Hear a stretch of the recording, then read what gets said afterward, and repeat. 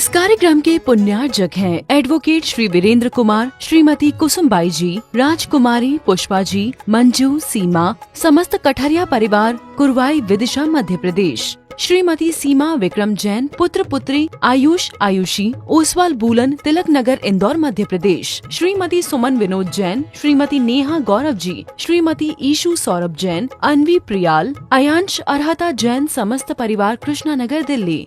श्रीमती मान देवी, पवन कुमार, पुष्पा गोधा, कमल शशि, महावीर सरिता, संजय, अंशुल, पूजा, राहुल, अदिति, ऋषभ, अतिवीर, आश्वी, जिंतांश, आरोही, अरहम, गोधा परिवार, विजयनगर, गुलाबपुरा, राज्यास वाले, राजस्थान।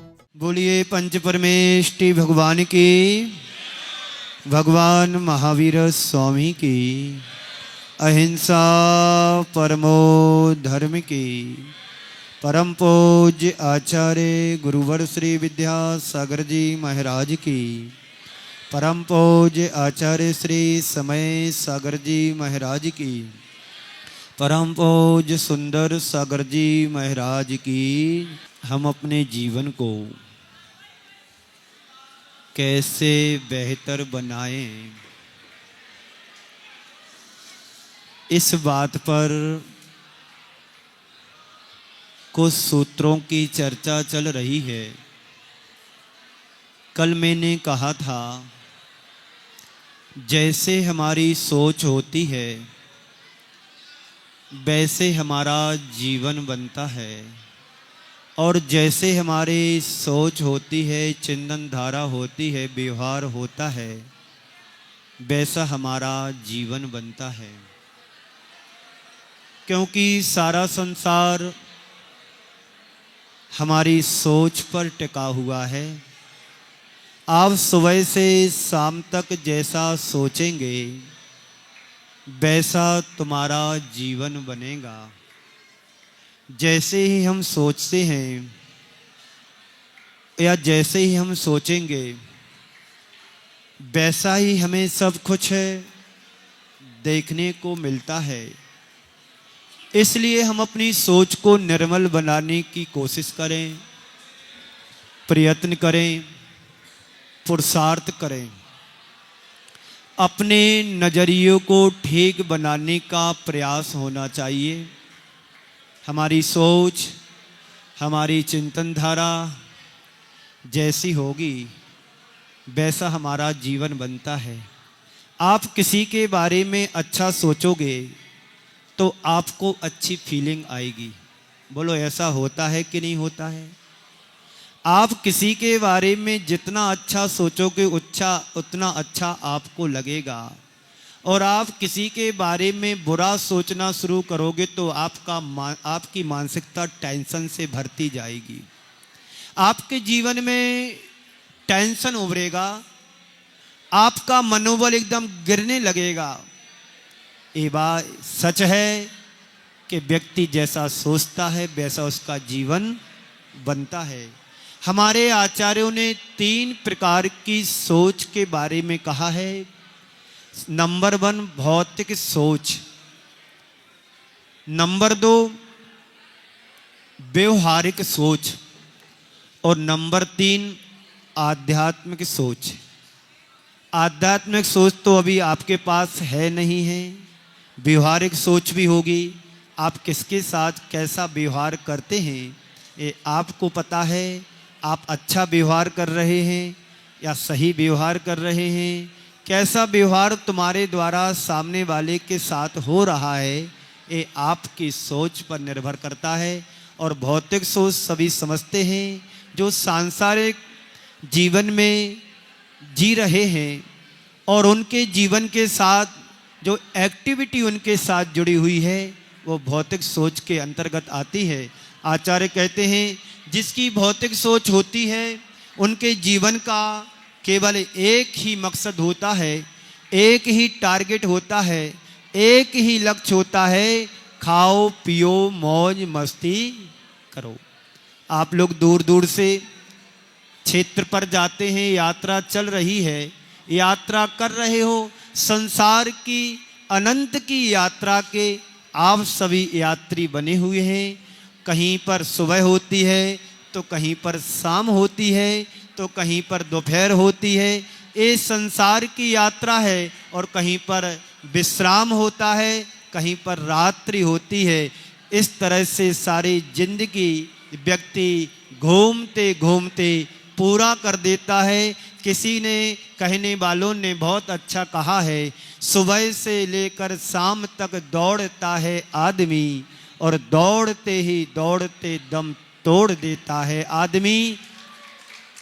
ये व्यक्ति के जीवन की कहानी है। ये कहानी नई नहीं है। सबके जीवन की कहानी जन्म जन्मांतरों से जुड़ी हुई है। कहीं पर जन्म हो रहा है तो कहीं पर मरण हो रहा है। किसी की डोली सज रही है तो किसी की अर्थी उठ रही है।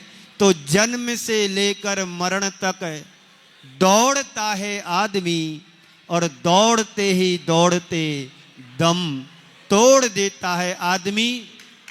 ये हमारे जीवन की हकीकत है। इस हकीकत को जो पहचान लेता है वो फिर जीवन से घबराता नहीं है। मरना तो सभी को है, आज मरे या कल मरे। इसलिए सच्चा धर्मात्मा, सम्यक दृष्टि आत्मा कभी जन्म मरण से घबराता नहीं है। उसको पता है ये जन्म मरण तो आज का नहीं, अनादि से चल रहा है। इस अनादि का अंत करने के लिए हम क्षेत्रों की वंदना करने के लिए जाते हैं, अभिषेक करते हैं, शांति धारा करते हैं, पूजन पाठ और विधान अनुष्ठान करते हैं कि हमारे संसार का अंत हो। संसार का अंत वही कर सकता है जो धर्म चक्र में प्रवेश करता है, और जो धर्म चक्र में प्रवेश कर लेता है वही सिद्धों की आराधना करने में समर्थ हो पाता है। जो धर्म चक्र को नहीं समझ पाता है तो वो सिद्ध चक्र में प्रवेश करेगा कैसा, और जो सिद्ध चक्र में प्रवेश नहीं कर पाएगा उसके संसार का कभी अंत हो ही नहीं सकता है। तो संसार चक्र को बढ़ाने वाला हमारे जीवन का कर्म चक्र है। जो कर्म चक्र को समझ लेता है वो संसार चक्र का भेद कर लेता है और वही धर्म चक्र को प्रवेश करके सिद्धों की आराधना कर पाता है। अभी आप लोगों ने अष्टांग का पर्व को मनाया है। अष्टांग का पर्व में आराधना सिद्धों की होगी। जो सिद्धों की आराधना करते हैं उनके जीवन में एक ना एक दिन वो सिद्धत्व की अनुभूति, सिद्धत्व की प्राप्ति अवश्य हो जाती है। तो भौतिक सोच के धनी वो होते हैं जो केवल अपने जीवन में खाना पीना मौज मस्ती ही करते हैं और इनके जीवन में कुछ नहीं होता है। वे सदा से मौज मस्ती में ही लगे रहते हैं। इन लोगों का जीवन स्तर बड़ा उथला होता है। उनके जीवन की गहराई नहीं होती है, उनके जीवन की गंभीरता भी नहीं होती है। जहाँ मिला जैसा मिला खाया पिया और जीवन को व्यतीत कर देते हैं। ऐसे लोग दृश्य जीवन के बारे में ही सोचते हैं, उनके आगे जीवन में कुछ भी नहीं होता है। आचार्य कहते हैं कि ऐसे लोग भौतिक सोच में से ग्रसित व्यक्ति सदैव गुणा भाग लगाते रहते हैं। कितना पाया, कितना खोया, किसका लिया, किसका दिया, क्या करना क्या नहीं करना। किसी व्यक्ति ने बहुत अच्छी पंक्तियां कही हैं। कुछ खा पाकर खोना है, सुन रहे हो ना? कुछ पाकर खोना है, कुछ खोकर पाना है। जीवन का मतलब तो आना और जाना है। आप लोगों ने कुछ पाया था तो मनुष्य पर्याय मिली। अब यहाँ पाकर के खो दिया तुमने। जो पाना था वो खो दिया और जो लेकर के आए थे वो भी खो दिया। अवसर मिला था कुछ अच्छा करने के लिए, पर क्या रहे हैं अपन? सुबह से शाम तक दौड़ लगा रहे। कैसे दौड़ लगा रहे? जैसे एक हिरण रेगिस्तान में पानी पाने के लिए दूर मीलों दूर देखता है, तेज धूप सड़क पर चिलचिलाती है, आप लोग गाड़ी पे सफर करते हैं तो आपको दूर 1 किलोमीटर दूर ऐसा लगता है जैसे सामने पानी भरा हुआ है, रिफ्लेक्शन हो रहा है, पर जैसे उसके पास पहुंचते हैं पानी दिखाई नहीं देता है, सड़क ही दिखाई देती है और आगे देखते हैं तो वही स्थिति बनती है। ऐसे ही हिरण की स्थिति होती है, पानी के व्यामोह में दूर देखता है, ऐसा लगता उसे पानी भरा है पर पानी नहीं होता है। माने अपनी भेद नहीं करता। यही संसार के प्रत्येक प्राणी की रीत है, पर वस्तु को अपना मान करके दुखी हो रहा है और जो अपना है उसे अपना पता नहीं होने के कारण सब अपने अवसर को खो रहे हैं। अपना क्या है? अपना तो शरीर भी नहीं है, तन धन को साथी समझाता पर ये भी छोड़ चले जाते। भौतिक सोच के धनी है, आध्यात्मिक सोच के जिस दिन तुम धनी बनोगे तुम्हारे जीवन की काया कल्प हो जाएगी। आप चाहते हो अपने जीवन का कल्याण करना चाहते, हर व्यक्ति चाहता है कि मेरे जीवन का कल्याण हो, पर कल्याण के मार्ग पर विरले लोग ही चल पाते हैं।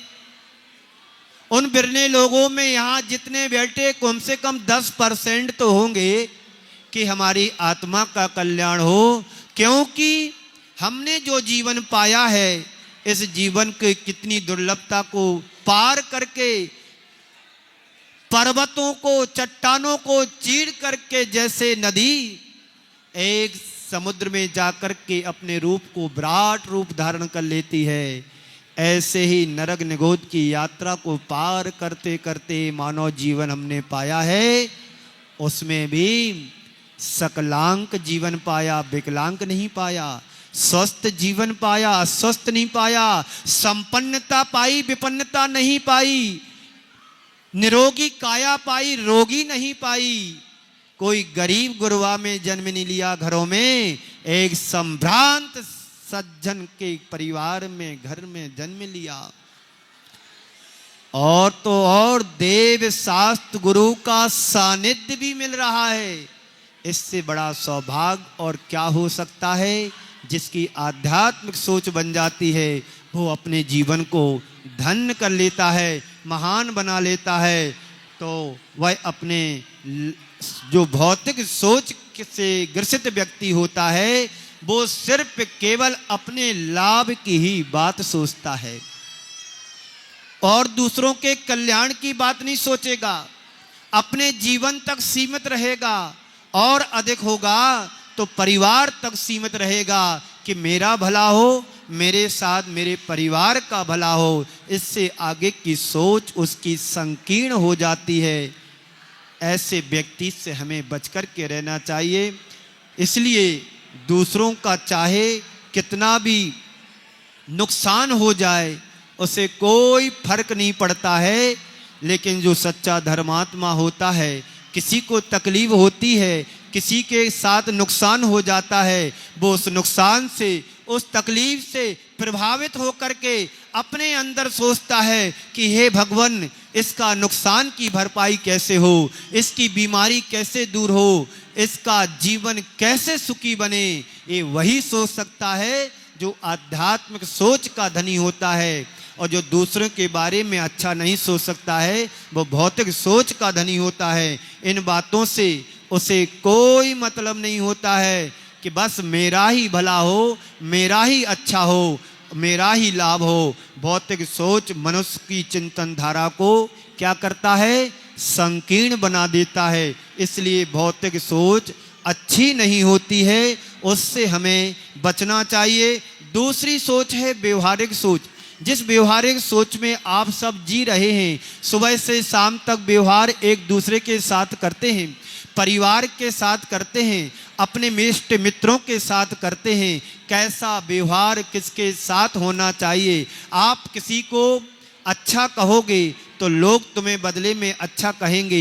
यदि आप किसी को गालियां देंगे तो लोग तुम्हें पलट करके गालियां देंगे। हमारा व्यवहार तो रबड़ की गेंद की तरह होता है। जैसे रबड़ की गेंद को दीवार पर फेंकते हैं, मारते हैं, जस्ट रिवर्स होकर के तुम्हारे पास आती है। वैसे ही हमारा जीवन लौकिक व्यवहार होता है। जैसा व्यवहार हम किसी के साथ करते हैं, सामने वाला रिस्पॉन्स भी मुझे उसी तरह से देता है। आप अपने छोटे से बच्चों को देखो, जो गोद में दूध पीता हो, आप उसकी माँ उसको मुस्कान देती है तो वो छोटा सा बालक भी अभी कुछ नहीं जानता है, माँ के चेहरे को पढ़ना जानता है। माँ यदि किलकारी देती है तो वहाँ से शिशु भी किलकारी देने लगता है। माँ ने यदि आंख दिखा दी तो उसका भी चेहरा डाउन हो जाता है। ये क्या है? व्यवहार है। हम जैसा व्यवहार लोगों के साथ करेंगे वैसा व्यवहार तुम्हारे साथ होता है।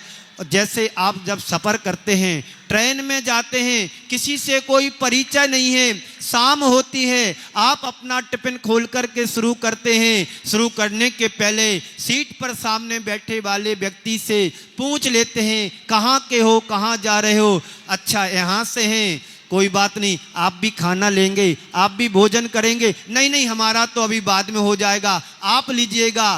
बातचीत होती है, बात बात में एक दूसरे से एड्रेस ले लेते हैं, एक दूसरे से नंबर ले लेते हैं, और वो पहचान ऐसी बन जाती है कि वो तुम्हारी पहचान बाद में भूलते नहीं है। मैं कह रहा था कि व्यवहार हमारा कैसा होना चाहिए। आप किसी के साथ जैसा रिस्पॉन्स देते हैं, सामने वाला वैसा रिस्पॉन्स देना शुरू करता है। आप किसी को कॉल करके बोलते हैं भाई साहब सॉरी, तो सामने वाला भी कहता सॉरी, धोखे से नंबर डायल हो गया। ये व्यवहार है। आप किसी को अकड़ दिखाएंगे, सामने वाला तुम्हारे से कमजोर नहीं है। एक बार ऐसा हुआ, एक व्यक्ति चला जा रहा था, पहलवान ने आकर के सामने वाले को 2 घूंसा दिए। सामने वाला कमजोर था, उसने बड़ी विनम्रता से कहा भाई साहब आपने मुझे मारा, पर ये तो बताओ आपने सही में मारा कि मजाक में? आपने सही में मारा कि मजाक में? सामने वाला कहता सही में मारा है। तो अच्छा ठीक है, क्योंकि मजाक मुझे पसंद नहीं है। तो जैसा रिस्पॉन्स आप बच्चों को देते हैं वैसा रिस्पॉन्स तुम्हें बच्चे भी पलट करके देते हैं। तो व्यवहारिक सोच भी हमारी होना चाहिए।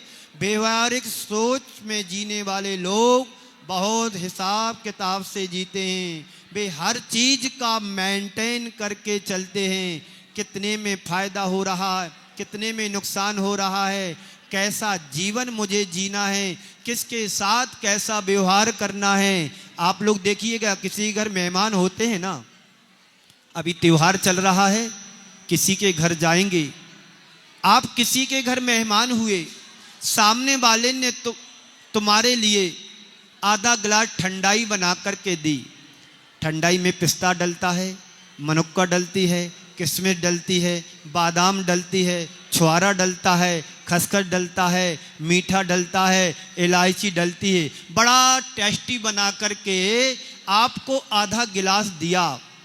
व्यक्ति की 2 तरह की सोच होती है, 2 तरह की प्रतिक्रिया करता है। इस कार्यक्रम के पुण्यार्जक थे एडवोकेट श्री वीरेंद्र कुमार, श्रीमती कुसुमबाई जी, राजकुमारी पुष्पा जी, मंजू, सीमा, समस्त कठरिया परिवार, कुरवाई विदिशा मध्य प्रदेश। श्रीमती सीमा विक्रम जैन, पुत्र पुत्री आयुष आयुषी, ओसवाल बूलन, तिलक नगर, इंदौर मध्य प्रदेश। श्रीमती सुमन विनोद जैन, श्रीमती नेहा गौरव जी, श्रीमती ईशु सौरभ जैन, अनवी प्रियाल, अयांश अरहता जैन, समस्त परिवार, कृष्णानगर, दिल्ली।